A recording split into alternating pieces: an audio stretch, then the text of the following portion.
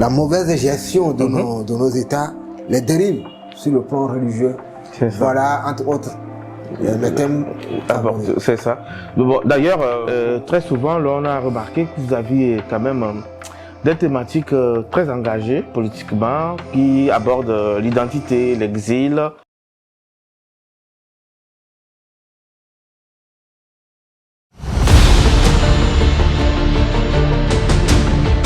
Aujourd'hui, sur notre plateau, nous avons décidé de le recevoir afin qu'il partage avec nous ses sentiments, ses motivations et aujourd'hui ce qu'il est devenu.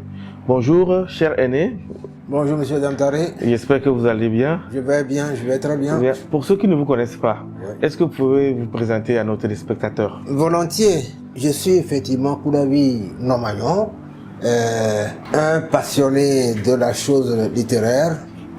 Je dis la chose littéraire en général parce que je n'ai pas publié que de la poésie. J'ai publié un recueil de nouvelles intitulé « L'être humain n'est pas transparent ».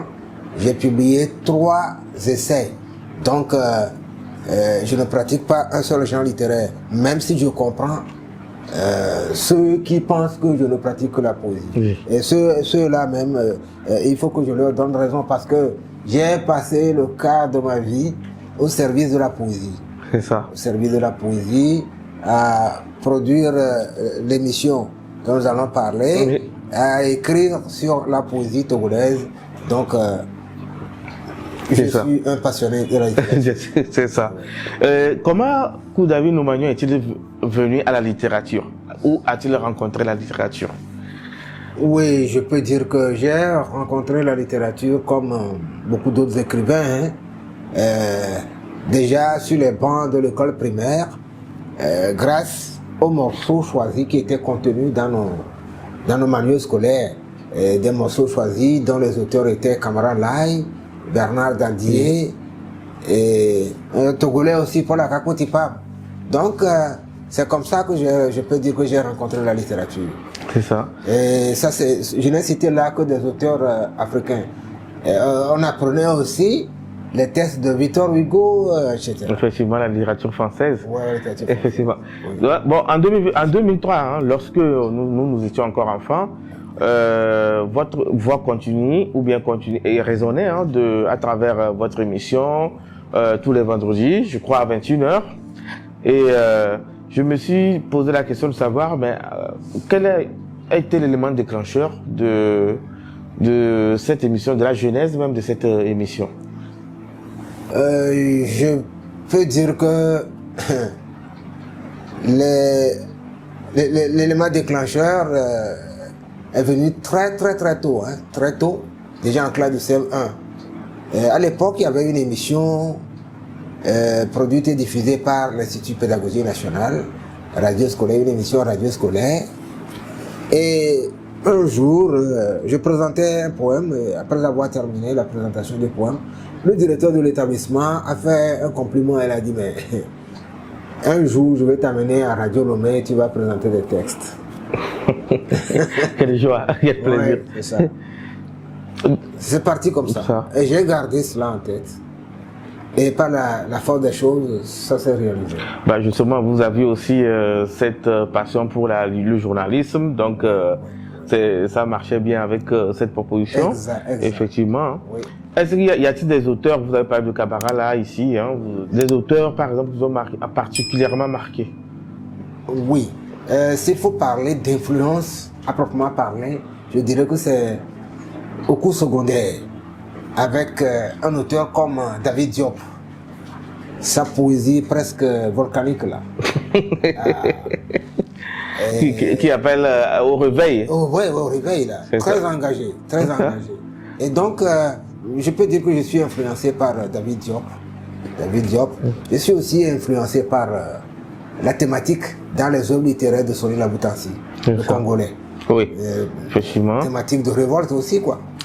Voilà. Bah, je vois, vous êtes très panafricain. Hein, la plupart des auteurs qui vous ont marqué, c'est surtout ces grands écrivains africains. qui ont passionné pour le sort de... la terre, la mer Afrique, quoi. Ouais. Donc, nous allons ici parler un peu sur les ouvrages.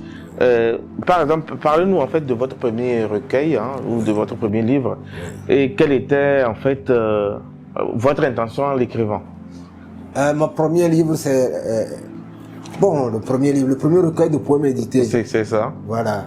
Il est intitulé La raille de dire non. C'est ça, effectivement. Voilà, La raille de dire non. J'ai écrit les textes contenus dans La raille de dire non pour exprimer mes sentiments de choix. Exprimer mon amour pour mon village natal. Effectivement. Si l'occasion nous le permet, on lira tout à l'heure un texte. C'est ça. Dénoncer les travers de la société, la corruption, l'injustice, dénoncer l'esclavage, le néocolonialisme, la mauvaise gestion de nos États, les dérives sur le plan religieux. Voilà, entre autres, le thème. C'est ça. Bon, d'ailleurs, pour nos téléspectateurs, vous pouvez le trouver, le numéro de l'écrivain, vous pouvez commander le livre, ce recueil très intéressant, que j'ai eu le temps de parcourir. Bon, c'est très intéressant surtout. Bon, moi, ce qui m'intéresse surtout, c'est les thématiques, vous venez d'en parler. Très souvent, là, on a remarqué que vous aviez quand même des thématiques très engagées politiquement, qui abordent l'identité, l'exil ou l'Afrique contemporaine. Donc, je ne sais pas du tout, que cherchez-vous en fait à transmettre à travers ces thématiques? Oui, comme tout le monde le sait, avec la colonisation, on a l'impression que le noir a même honte de sa propre culture. D'où la nécessité de sensibiliser les gens sur l'affirmation de leur identité, identité culturelle. C'est ça. Voilà. Il y a des éléments de valeur dans nos cultures. À part ça, le patriotisme peu sont patriotes, donc il faut aussi sensibiliser les gens sur le patriotisme. Si on n'aime pas son pays, je ne sais pas ce qu'on peut faire de bien pour ce pays. Oui, c'est ça. Bon, Et si au final, l'Africain était face à une sorte de crise identitaire, mais indépendamment de lui, puisque avec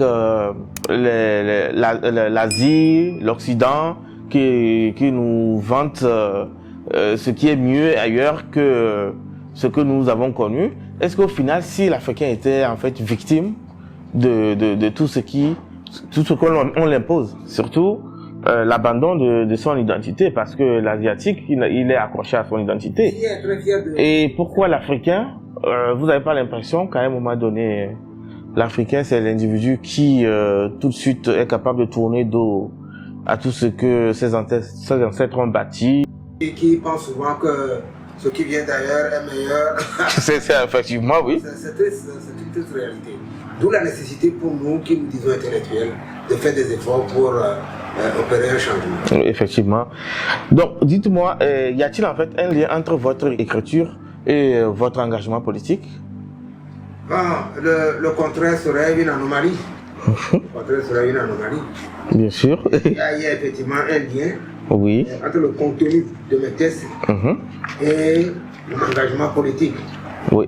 Je vais vous donner un exemple. Je vais encore le prendre chez David Diop. Oui. Il dit ceci.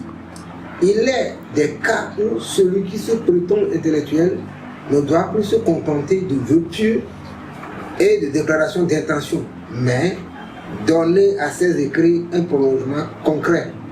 Et ça, c'est contenu dans une lettre qu'il a envoyée à Alion Diop en 1958.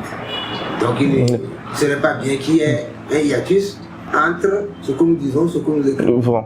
Oui, et notre engagement sur le terrain. Effectivement. Voilà. Et parlant de terrain politique, il ne serait pas bien de faire seulement des discours sans qu'on voit les exemples dans nos propres vies. Oui, c'est ça. Les actes sont beaucoup plus parlants que les paroles.